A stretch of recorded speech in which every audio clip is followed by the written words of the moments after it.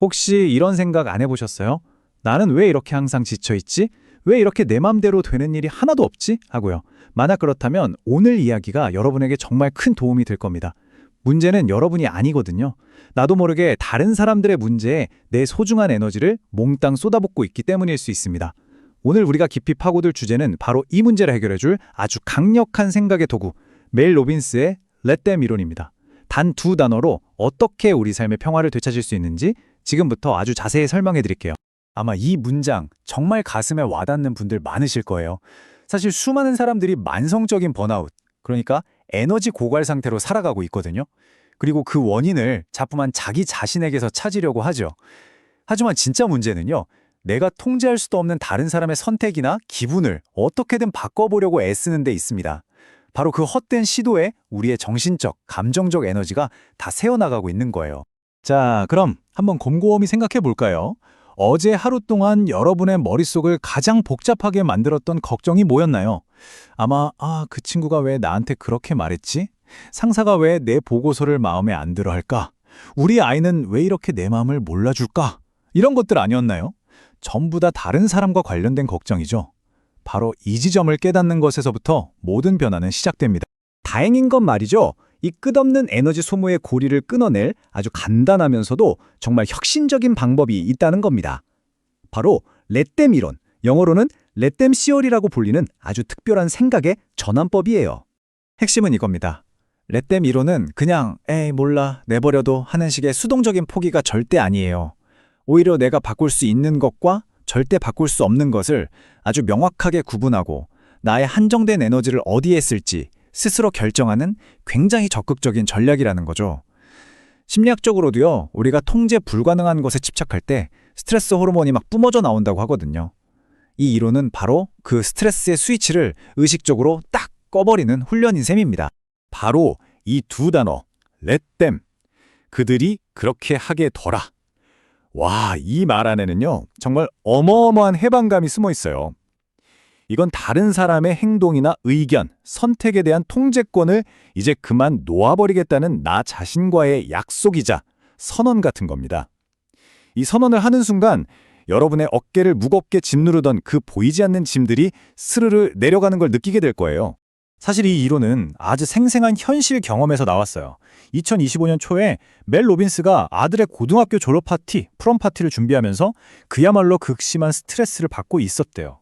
파티 장소부터 음식, 친구들 교통편까지 모든 걸 완벽하게 통제하려고 했는데 갑자기 비가 막 쏟아지면서 모든 계획이 엉망이 된 거죠. 바로 그때 옆에 있던 딸 소여가 무심하게 한마디 툭 던졌어요.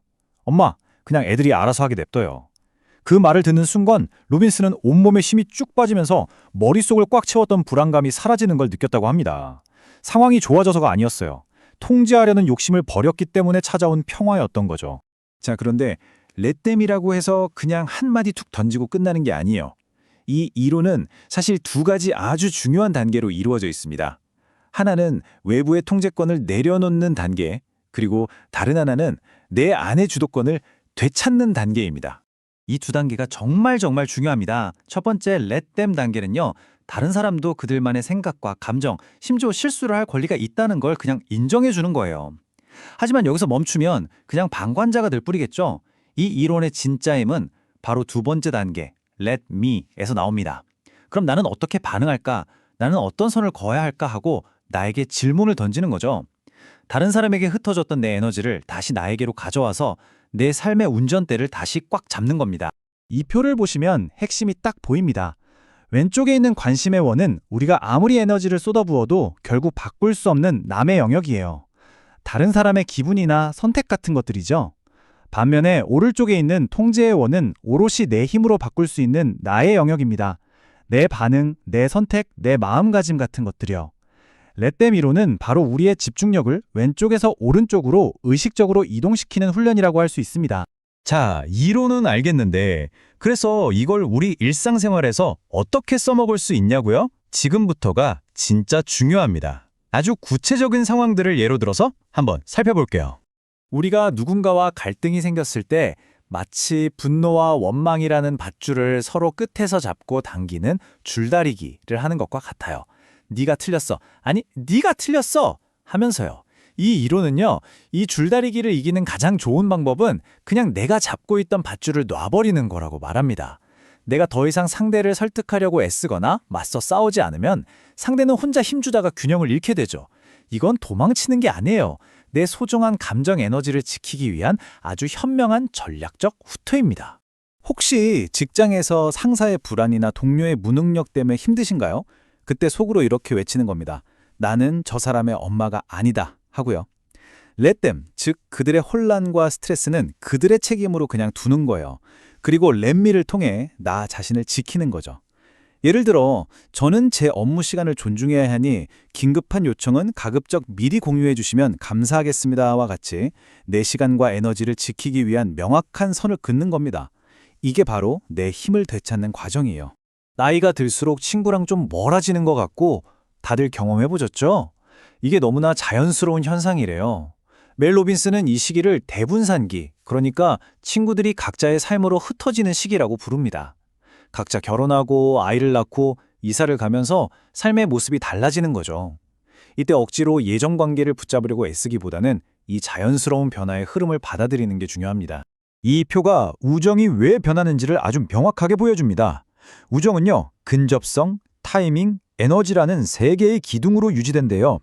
학창 시절이나 직장 동료처럼 매일 보는 근접성이 사라지거나 누구는 결혼하고 누구는 싱글인 것처럼 인생의 타이밍이 달라지면 관계는 자연스럽게 변할 수밖에 없어요. 이때 왜 나한테 연락 안 하지 하고 서운해하는 대신 let them, 즉 그 친구의 삶의 단계가 달라졌구나 하고 이해하는 거죠. 그리고 let me, 그럼 나는 이 관계에 어느 정도의 에너지를 쓸까 하고 스스로 결정하는 겁니다. 자, 그런데 여기서 정말 중요한 게 있어요. 이 이론이 무슨 만병통치약은 아니거든요. 렛댐을 적용하면 절대로 안 되는 아주 중요한 예외 상황들이 있습니다. 이 부분을 명확하게 아는 것이 이 이론을 건강하고 책임감 있게 사용하는 방법입니다. 이 슬라이드에 나오는 경우들, 이건 절대 렛댐 하면 안 되는 상황입니다. 이건 정말 중요해요. 예를 들어 친구가 음주운전을 하려고 하거나 누군가가 나를 지속적으로 괴롭히고 무시하는 상황에서는 내버려 두는 것이 아니라 적극적으로 개입해야 합니다. 렛데미로는 유해한 행동을 용납하거나 회피하기 위한 변명이 될 수 없어요. 이럴 때는 오히려 렛미를 통해 단호하게 그건 안 돼! 라고 말하고 나 자신과 주변 사람들을 보호하기 위한 행동을 취해야만 합니다. 이 지점에서 아주 흥미로운 시각이 하나 등장합니다. 바로 저명한 관계 연구가인 브레네 브라운의 관점과 비교해보는 건데요. 멜 로빈스는 내면의 평화를 위해 통제로부터의 분리를 강조하는 반면에 브레네 브라운은 진짜 깊은 인간관계는 나의 약한 모습, 즉 취약성을 드러내고 서로의 복잡한 감정을 함께 겪어내는 과정이 꼭 필요하다고 말하거든요.